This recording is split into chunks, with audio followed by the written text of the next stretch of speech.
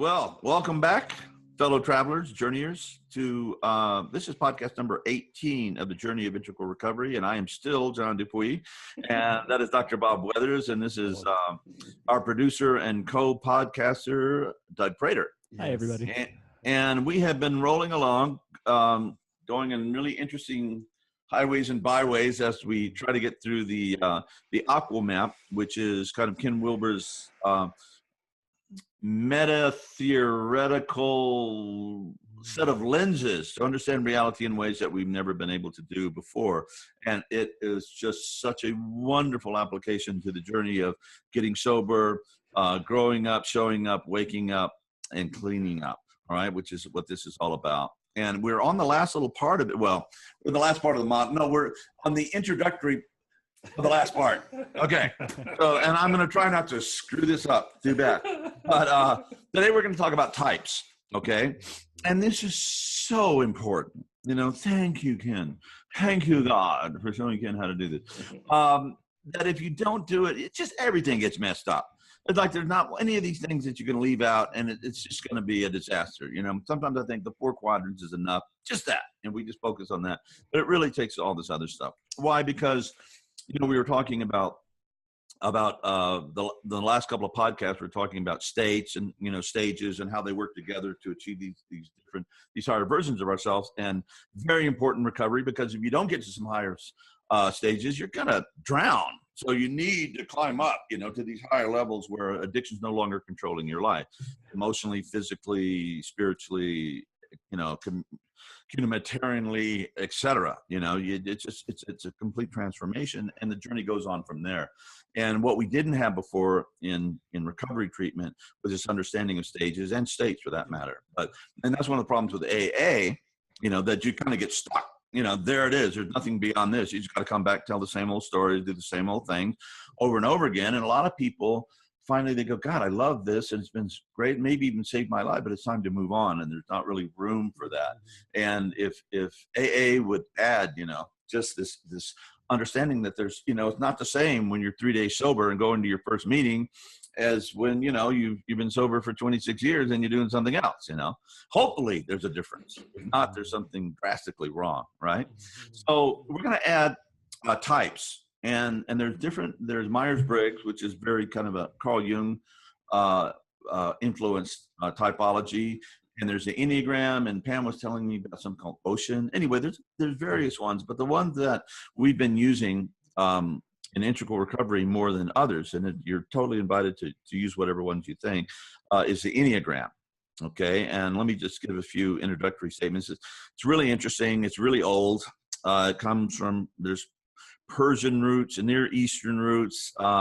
It seemed to have been included in the early church fathers and fathers and mothers out in the Egyptian desert as an early kind of springing forth of Christian mysticism that was wiped out, that lasted for a while, but we still have the Philokalia and the writings about it, and apparently it emerged out of there. So there's various different sources.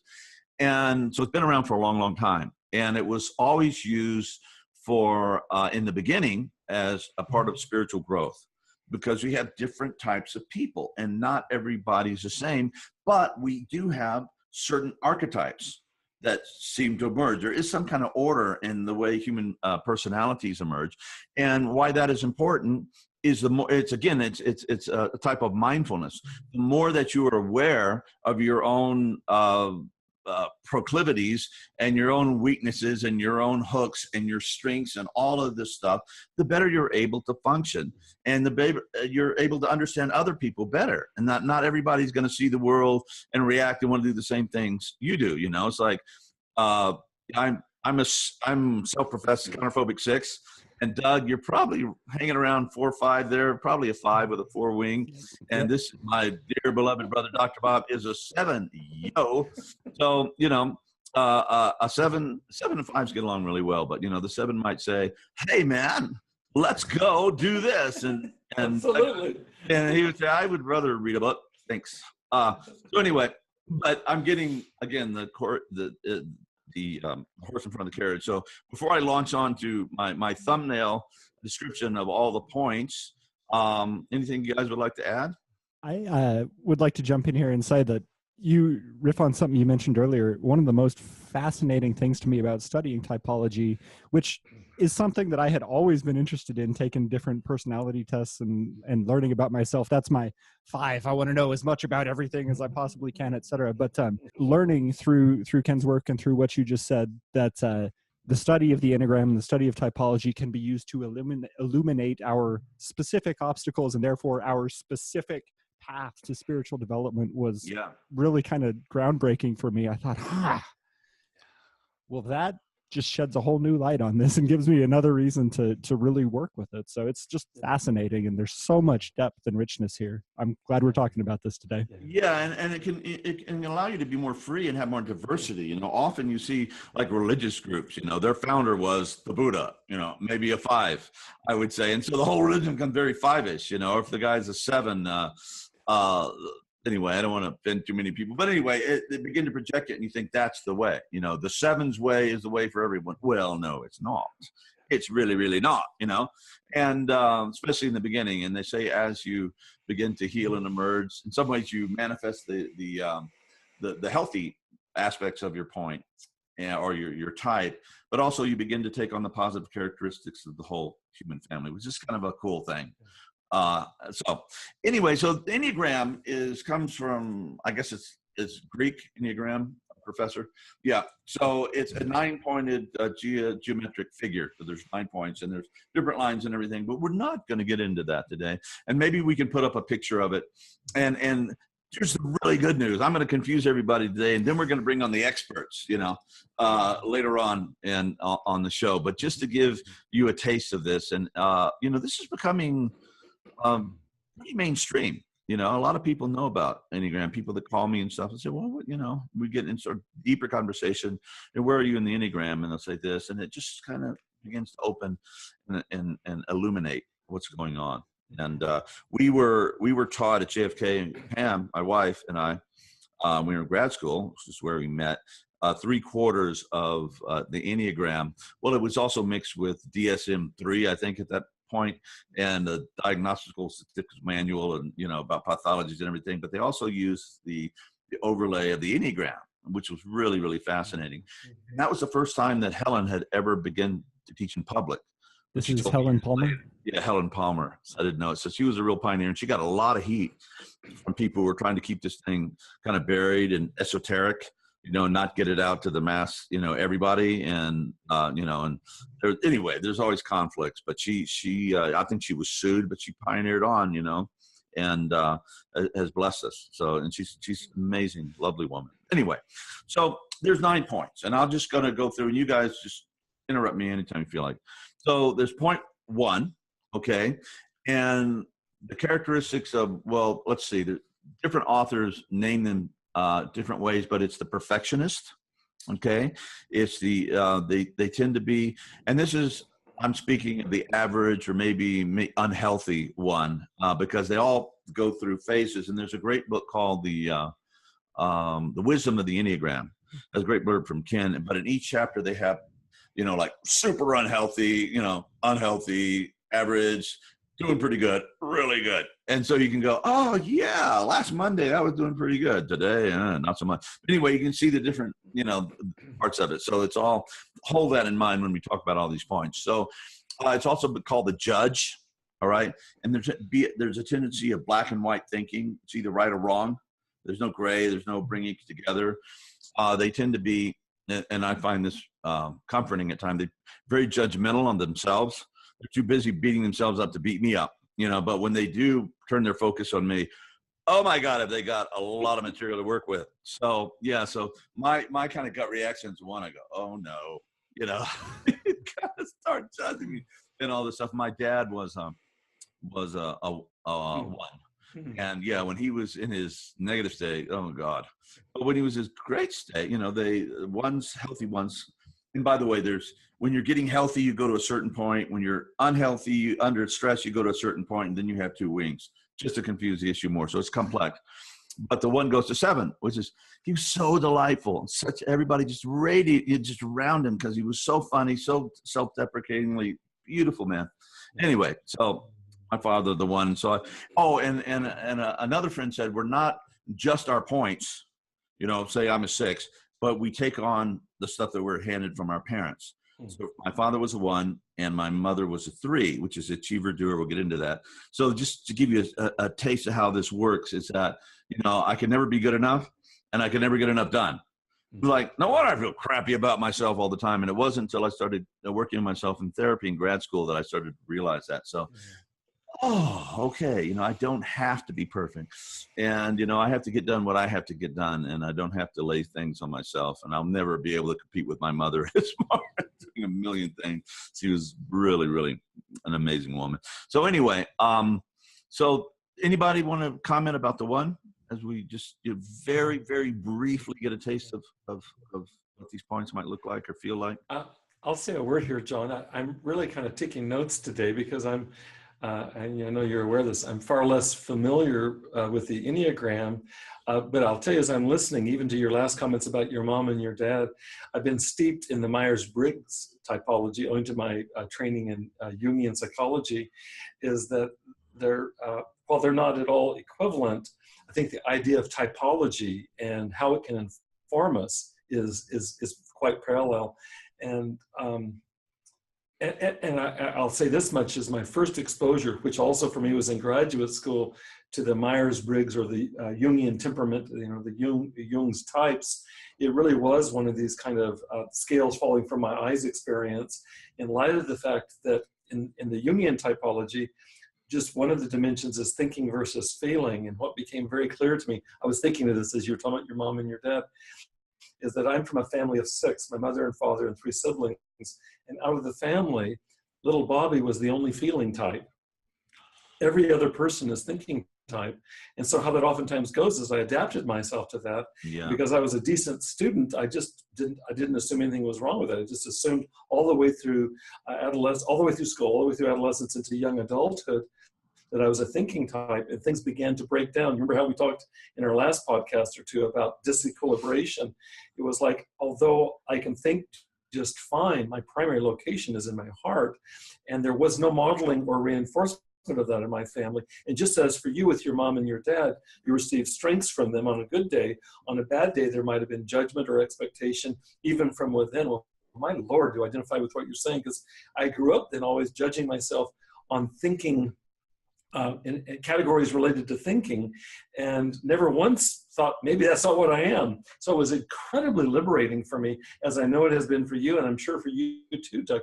Incredibly liberating to come across a typology that could help me understand not only myself, but those that I grew up with. I was married at the time. Yeah. I was married to a woman that on the Jungian typology, there's 4 different dimensions.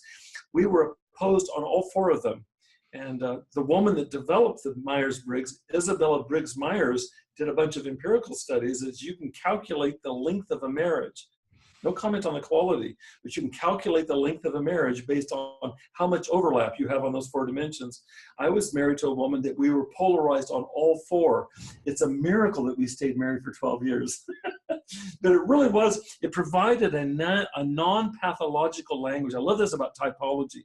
Even though we can look at the shadow side, and you're going to talk more about this with the Enneagram, it gave me a way of talking about what happened in my family of origin. It gave me a way of understanding what was happening in my marriage, which was current at that time, that didn't have to point fingers and blame. It just helped me to understand these collisions, these lack of communication, lack of empathy, and it went both ways. And I actually became much more forgiving, not only of myself, but of my wife and our differences, certainly of my family. Really very helpful. So I really want to underscore with you, John, and with you, Doug, the transformative nature of these typological schemes. I think they're incredibly liberating. And you know, I'd love to do a podcast somewhere in the future where you really unpack Myers-Briggs, because you know, I'm and I feel kind of ignorant, and most of the people I know, therapists, they all know it, and I'm something I need to add to my education. So if you be happy to, that'd be awesome. Yeah.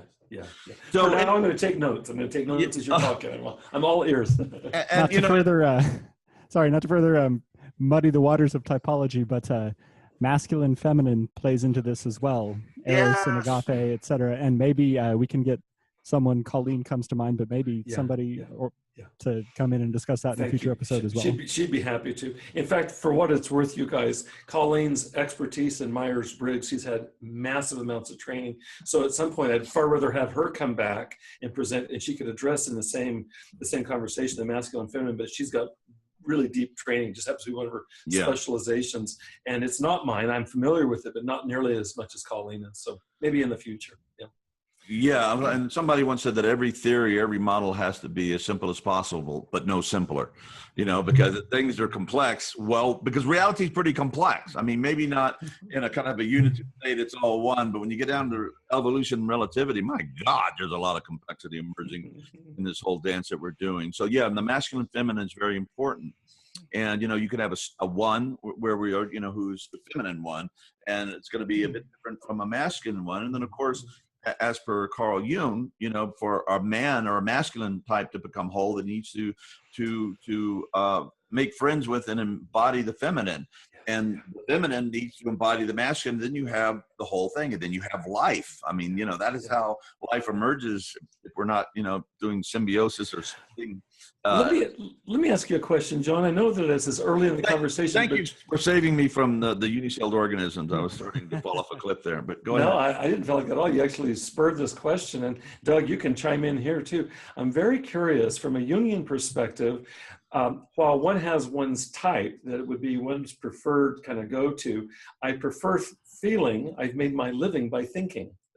And so it's not that I can't access that, but I prefer feeling. My feeling comes out in relationship. My feeling comes out in the therapy I do. My feeling comes out in the drumming that I do, etc. But thinking is how I've made my living, honestly. So the idea in Jungian thought is that while one has one's typology, and you could add the conversation about anima and animus, masculine and feminine, the goal would be to integrate what he called your contrasexual opposite. So if I'm male and masculine, then let me work on integrating my feminine characteristics and vice versa. The same with this typological scheme is that if I'm feeling, let me not split off thinking, and let me put extra effort into developing what he called my inferior functions. They're not my dominant functions, but my inferior functions. Is there any correlate? This is the question. Is there any correlate to this in Enneagram theory? Because I'm not familiar. How does that go? Well, I love that quote from Jung, and the one that I use is that God comes through the inferior. Function, and so you became obviously you're brilliant, and you really cultivated that. However, adding new levels of neurosis, you were not able to be who you really were because of your lack of support and all this stuff. So you really developed the inferior function, which got you a long way in life. You have to admit, you had a great career and whatnot. But then you had to rediscover as part of your spiritual healing and emotional healing. Your feeling part, which is really what you came into the world leading with. Let me dive in right there, and Doug, you dive in here too. It's really cool what we're talking about. Is that just the way you talked about it, John? Is that growing up where I was reinforced for my thinking function, and you both know that I spent most of my adult career as a university professor. I can guarantee you that's some serious thinking stuff going on there. So that's how I made my living. I continued to be embedded in a thinking environment with most of my peers being psychologists. And as I said earlier, being married to a thinker and my entire family of origin being thinkers, is that one of the appeals of substance and intoxication in altered states, you know where this is going. Yeah, absolutely. Is it was a way for me, and Jung would say it was a poor form substitute for what I was really seeking, would be the integration of the feminine. And so the feeling, the creative, the intuitive, the relational, all of that. When people talk about why did you use drugs, Bob, there's a million reasons for that, but I just named 4 reasons right there. It was to engage with those different parts of the feminine, and I didn't have any other access to it because honestly, what I had built were these thinking muscles, and that's really all I thought I was. But the psyche won't let you off the hook. If you split off the inferior function, it'll come in through the back door. It certainly did for me. Yeah, and also the what's the opposite of the inferior? The superior function will also kick your ass if you've been neglecting that for too long. Which led into drugs. And getting back to the one, the judge is that why would a judge why would a one start using drugs? I mean, this is something I've just kind of thought about and talked to people about. It's not totally written in stone, but we can imagine that perhaps that self-judgment and that judgment of others. I mean, that's a bummer way to live, to be in judgment all the time. I do it.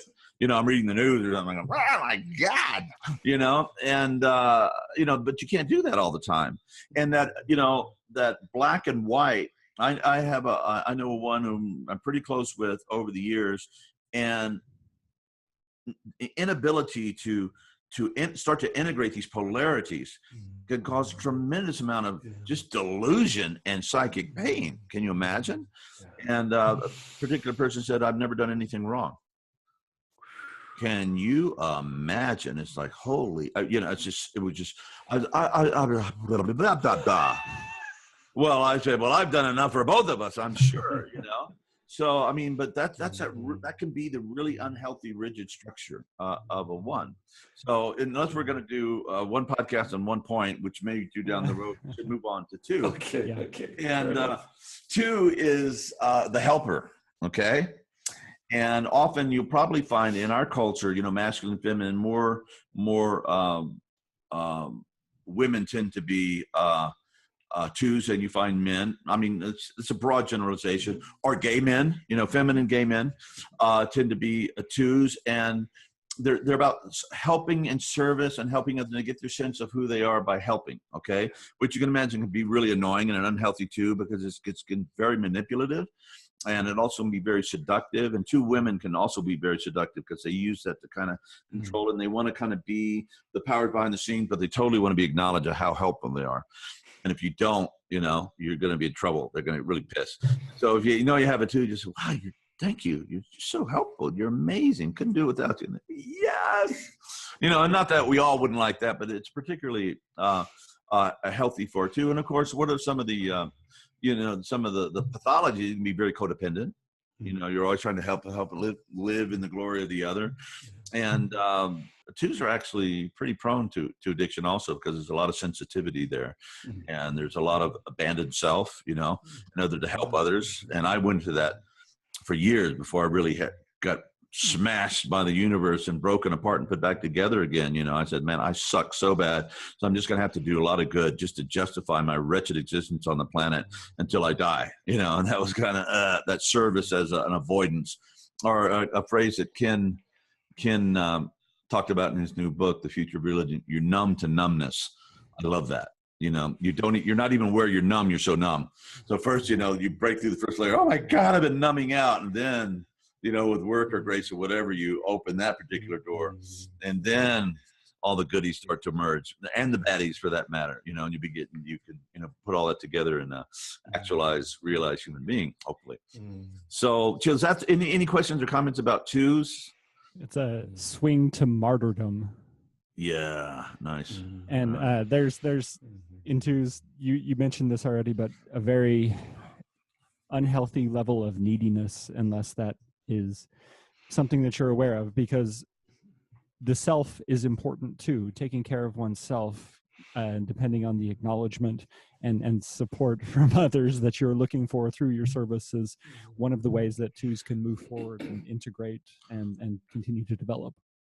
Yeah. I like how Wilbur talked in his earlier writings, at least, and you guys will remember this, about finding a balance between agency and communion.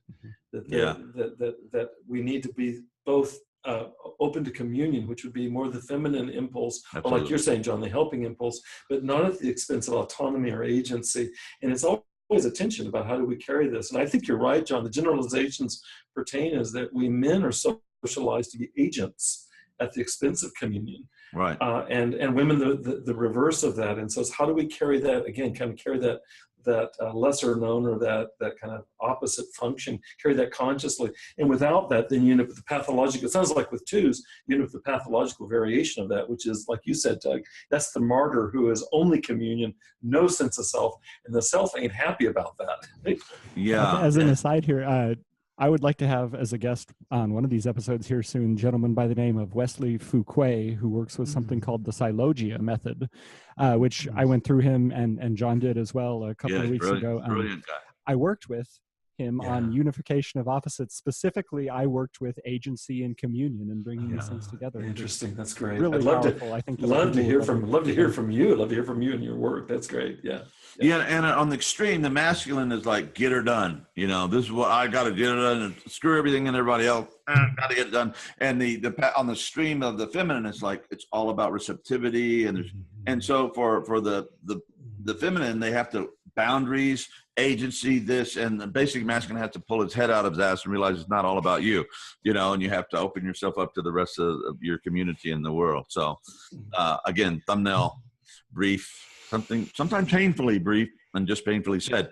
So that's the two. And, you know, I live in Utah. It's a very Mormon culture where I live. And it's an interesting question whether, you know, it's just like destiny, you're born with this typology, or does culture, you know, bring you, you know, your parents, the community brought, does that have something to do with that? I imagine it would. But, you know, babies are weird. You know, it's like the first time you see a baby, he's there. I mean, or she's there. They have their own personality. They have a soul. There's something unique about them, and you can watch that emerge as they grow. But the Mormon, you know, doctrine and all is very prone to creating two women, you know, because they're supposed to be subservient to the masculine and about service and about, you know, the man's the head, the priest.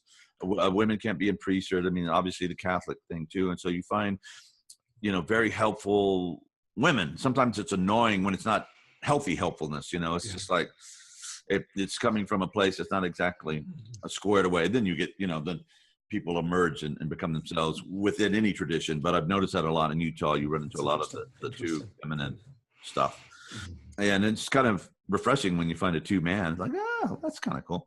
But anyway, and so 3 is the next point, and the 3 is the achiever, the doer. They are a human doing, not a being. Okay.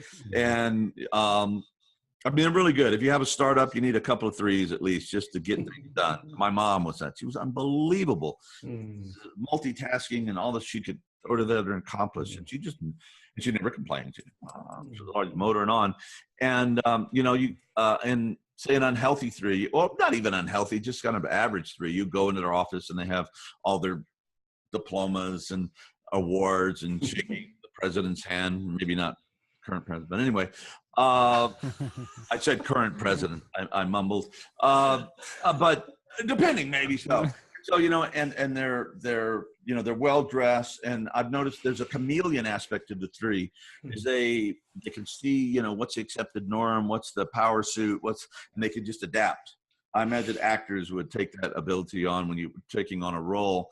But, you know, when I was working the wilderness thing, we get new trainees and stuff, and they'd come in for the first briefings and stuff like that, and they look at everybody. Then come back dressed just like all the, you know, the top wilderness guides or something. They take on those aspects so they can really shift around. And on a, you know, unhealthy level, it can just be manipulative. You know, you're trying to achieve like a unhealthy salesperson or something. You know, it's just like all of this stuff, and yeah, that they haven't gone deep enough. You know, that, I mean, the depth is part of the journey out of the prison of the type into the gifts of the type, right? And so they need to, I mean, meditation is wonderful, and they learn why they're doing all this stuff, and then you can, you know, then it can be okay. The get or doneness of the 3 can actually be a positive thing. Sure, Bob, you don't have to read it. You're the doctor. I should read it. I love what you're saying, John. I you know, you've talked before, and I know Ken talks about this, is that good material, good instructive material is psychoactive. I'll tell you guys a story. Just in recent weeks, I've got a new client. It's a client that I meet online.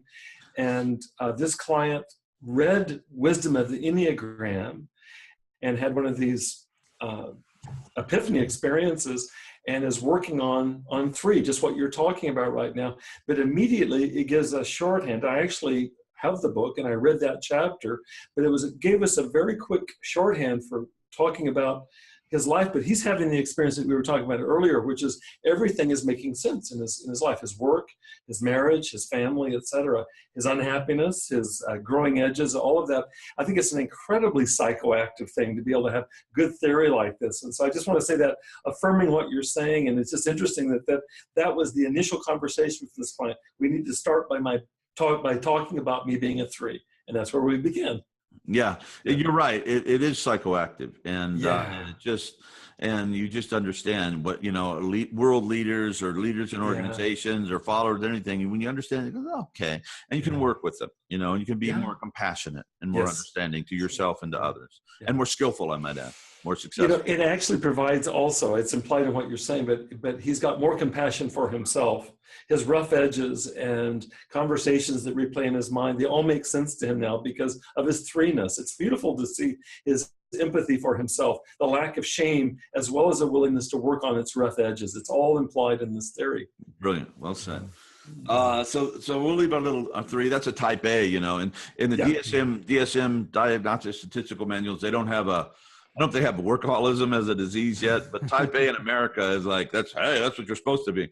The closest the DSM comes to this is compulsive personality disorder. Yeah. It ends up becoming kind of an overarching, it's not having like a single compulsion. It's like your whole life is driven. And so it really does manifest as workaholism, or type A would be one manifestation of compulsive personality disorder. Yeah, and why a 3 might start using drugs. Well, first of all, you use cocaine or drugs to get more done. And then the other thing is, after you do, you accomplish all this stuff, at a certain point, get back to existentialism, the guy Duplessis was talking about, it's like, none of this stuff matters. I'm empty. Let's, that would be a move. And there's another piece of it, John, with the 2 reasons you just mentioned. How many clients have I seen over the years that they'll say they're just what we're talking about? They're a 3 type. The only way they can shut this off is to alter their brain through consciousness. And so these are people that come home at the end of the day and smoke a caca load of pot or drink, pints of alcohol or whatever like that. And they'll talk about it just this way. That's the only way I can shut down my type compulsion. Fives are kind of prone to that too. The substance. Are they? Shut this down. Makes sense. No, it makes complete sense. Yeah. Absolutely. So God bless all the 3s out there. We love you, and God created you, so you must have something. I'm not kidding you. Awesome. But healthy ones, like I said, you start doing a startup. They'll get a bunch of 9s. Get some 3s. Interesting. Anyway, I won't get into that complexity of the Enneagram. This is just an introduction. So we moved to 4. Oh my gosh, are the 4s fun? Okay, so 4s are your tragic romantic poets. And earlier you were talking about Beethoven. I don't remember this time or last time, and he went in to play his new sonata for his patron, the Baron, somebody, and all the stuff. And the guy said, "Well, that's lovely. What's it mean?" And finally he did it again, and he slammed the keyboard. And, nobody understands me. That's exactly it. I'm Ludwig von Beethoven. These cretins, so there's a sense of you're deeper, more original, smarter, more unique. I call it terminal uniqueness, And oftentimes when you're teaching this stuff, you can see the 4s start to go. Yeah. Can't classify me. I'm beyond classification. And they have they're romantics, okay, in the European literary sense of the word. And I noticed, and with the Enneagram, where I first started teaching it, I was a wilderness guide for many years, and we'd get caught in a flood or rainstorm or blizzard, and we'd have to go into a cave or an alcove, and all these teenagers sitting there, what are we going to do? So I started teaching the Enneagram, and they loved it, because what's more exciting subject to one than their own selves. They start going, bing, they start waking up. And it's just really dug it. So, and I've noticed the 4s, we'd be out there for weeks. We had no access to mirrors, unless you find a clear pond, and usually it was like either muddy water or maybe running streams. And so, but I've noticed the 4s, their scarves would always be in their hair. They're like, what is it? Anyway, just a classic literary romantic character. Climbing the mountain, thunder, all of this stuff. Really delightful. They have a depth. They think they're deeper than everybody else, and sometimes they are. However, in an unhealthy 4, the depth they're really deeply into their emotions. And as we were talking about, states of consciousness, if you don't go deeper in that, you become a slave of your passions and your emotions and your feelings, and it can kill you. And there's there, you know, and if you go into, you know, theater and music and writing, all the creative professions, there's tons of fours hanging around. So if you're in that profession and you're not one, or you are one, you've got to get used to it or learn how to deal with it. Yeah, so they have to go through to their own depths again, and when they come, and then when they begin to get healthy, I mean, the fours are just so gifted. They have so much to give to the world, and a beautiful sensitivity and artistic sense and depth of soul depth, you know, and but often on the scary side, it's like more fours try to kill themselves, commit suicide, and successful at it than almost any other thing, you know, when you're, you know, your world's not meeting your expectations or this or that, you know, in this moment, you know, there's something really cool about it all in this dark brouhaha way, you know. So you have to be, you know, careful that if you're four or you're working with four, you have friends with four, make sure that, you know, you're aware of them. We're talking about self-destruction and everything. Take it seriously, you know. You know, you remind me, John, of a story. I haven't thought about this. It's probably been 25 years ago. Do you remember Thomas More, who wrote Care of the Soul? Yeah, back in the 80s? He came to Malibu here in Southern California a number of years ago, and he was in a home. I went to and sat in a living room and listened to him talk about this. But he told the story that night, and it's in that book, Care of the Soul, but you just reminded me of it with a four, because he talked about the myth of Narcissus. And in Greek mythology, this reminds me of your earlier image, Doug, of looking at a pond of water reflecting the sky. In the myth of Narcissus, he looked into the pool, saw his reflection, and fell in love with his reflection. And Thomas More talked about this very much in the vein, the way that Carl Jung would have talked about it, is that impulse we will label narcissism. Here's somebody who's stuck on their mirror, like your image of the guys out there needing a mirror. And he says the move for that person is not to move away from the pool, it's to move deeper. So it's like that impulse just, and I never forget this image, and I actually asked Thomas More about this to expand on it because it was so moving to me. It really became clear to me. The problem with narcissism is not that it thinks so much of itself, it doesn't think deeply of itself, enough deeply of itself to really engage with all it is, and that's only a depth dimension. So like, it's almost like looking through the surface of the water to engage with one's depths. And that puts us right into what you're talking about, is the realm of spiritual development. And it takes us back to Doug's story about jumping in the San Marcos River and having that moment of, you know, fall into it. That's good. And Kenneth said the problem is that your ego, not that your ego is too big, it's not big enough. Yes. In other words, the self needs to expand beyond the little I into the I that's all. Yeah. Jung talked about it this way. He said that kind of fixation on the surfaces, it's a poor form religious substitute. What's really wanted from spiritual experience is depth. And so we stop at that level. We're satisfied with too little, just what you're saying with Ken Wilber. How does that match, Doug, your experience of diving into the water? I thought it was very cool, John, that you got that. That's a brilliant image. I mean, does that match at all your experience? It's an interesting insight too, that as you move closer, you put your face beneath the water and you see the other side. You're no longer seeing reflected at all. You're seeing something completely new underneath. And you know, getting back to that, we're talking about the masculine and feminine. You know, you're talking about narcissism. Well, as you know, in the study of psychology, there's healthy narcissism. You need in the masculine, feminine of raising a child, you need the maternal.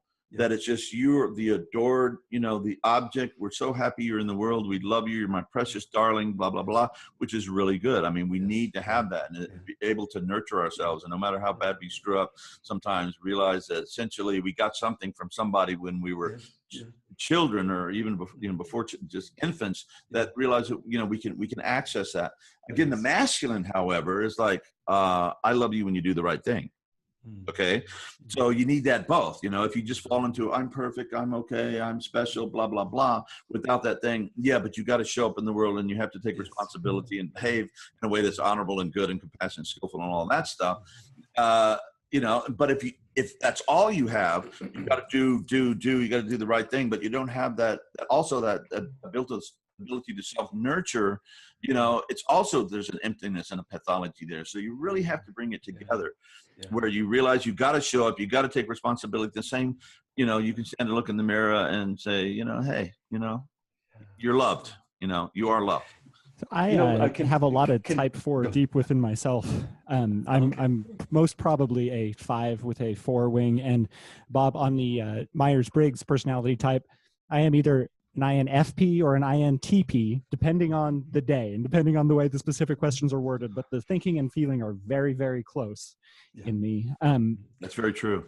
I have done, John, what you were talking about here with the 4. This resonates a lot with me because I've done a lot of interesting artistic things over the years, and am still involved in writing and music and dance and acting and just all these other things that have been wonderful. And so a lot of the work that I have done over the years has been bringing some of those unhealthy aspects back out to it, balancing the thinking and feeling, and specifically my growth practice over the past decade or so has focused on integrating and balancing masculine and feminine within me to move forward and grow in both of those dimensions. Yes.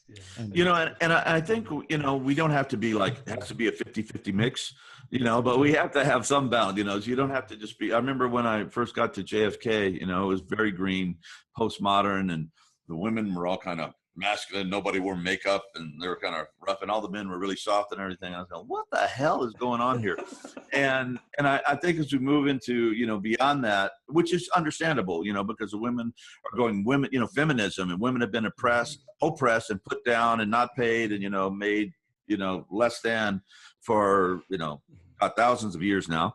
And men realize that, and they feel guilty about it, and blah, blah, blah, blah. And that's true. And we should feel, our unconscious, our racism or our sexism, all that stuff has to be dealt with in a healthy way. But as you move beyond that, then you integrate it, then you can kind of be, well, I tend to be a more masculine guy, and that's okay. And I understand the feminine. I understand but I'm kind of manifesting as like maybe a 70-30, 70% masculine, but I have access to that part of me. I'm conscious of it and the need for it and how I have to, manifest that. But when people see me and they go, oh my God, he's really this. Does that make sense? So we're not talking about just has to be totally balanced, but there's just, and people finding their own level and the correct balance. And maybe that balance will shift when you're in different roles, Well, and balancing the masculine and feminine does not imply some sort of androgyny either. There are peaks at different points in the curve. You could be very feminine in some ways, very masculine in other ways. And that doesn't mean that you are neither. It means that you have tendencies of both. Yeah.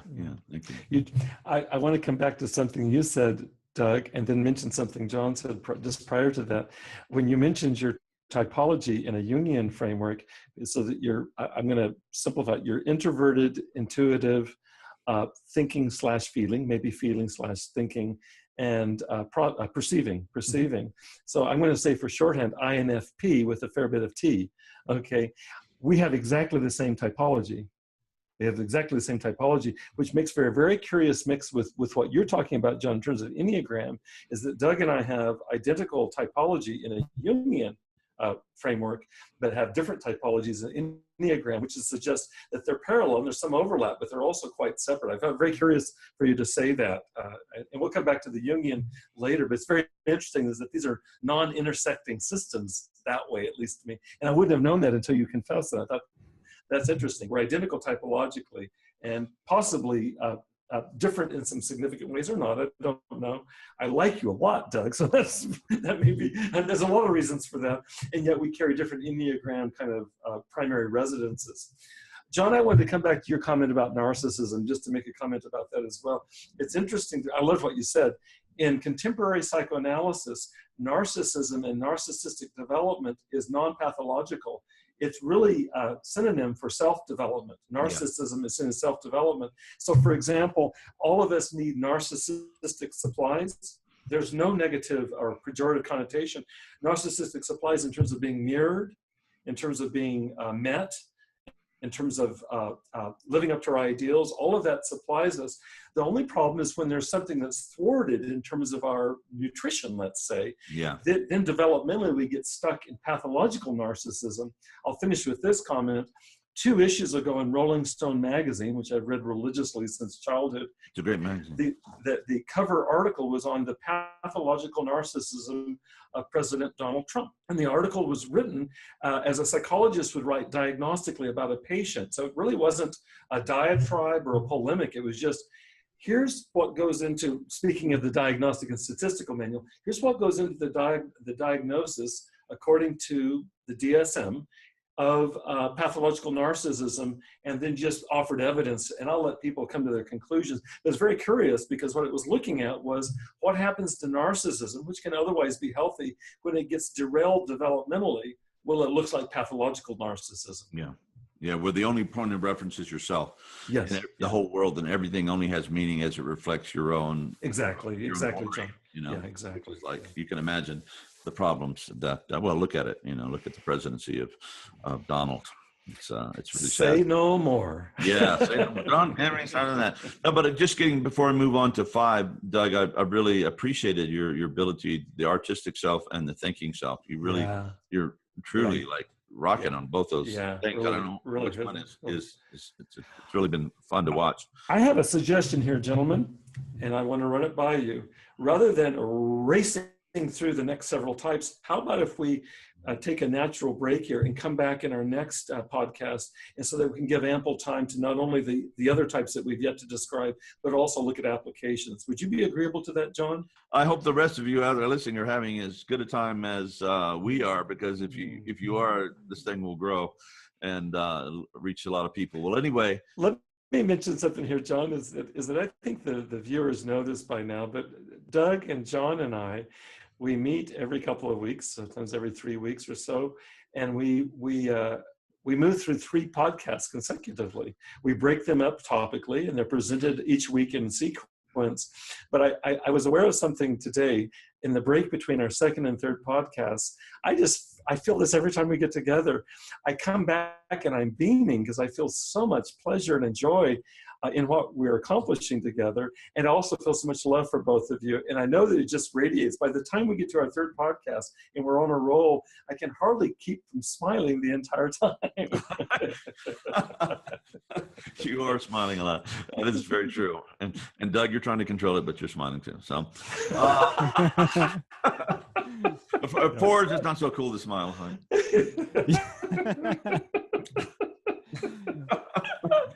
Yeah.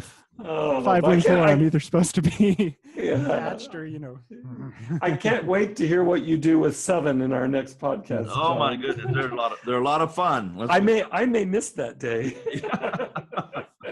Hey, there's 6 is coming up too. So my goodness. Well, look, are there any announcements? You go to the website, the Integral Recovery Institute website. You can get the missing link to get onto the Facebook group. Yeah. Yes. And you also, is that where you get the free deep recovery?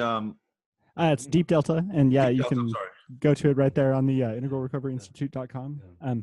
Also wanted to mention for this particular episode, and probably for the next one too, I'm going to put a link in there to go and take an Enneagram test. So if you guys are curious to find out your own typology, go to integralrecoveryinstitute.com, and we'll put a link right there on the page to go and discover your Enneagram types. That's awesome, Doug. And we also offer, coaching and counseling. With Bob and Doug are doing that right now. So if you resonate with these cats, you might want to contact us about that. I'm currently not doing it, but I do get a lot of calls and requests, and we will, Bob, you're working in SoCal to get a Integral Recovery Influence Treatment Center going. But right now there's really not that much available. So oftentimes you have to go through maybe a non-integral thing to get started, to have that clean time and sober and all the foundational stuff they can get from a good treatment center. And then when you get out, you can connect with us, you can get coaching support. We can, grow the community. So there's a lot going on. And hey, it's been terrific. Thank you all for tuning in. And let your friends know about it. What do you punch like it or something on Facebook? I never understood how that works. But anyway, I'll let people know, get it around, and let's get together and do some good. Yeah. Yeah. Good. All right. Love you all. Yeah. Thank you.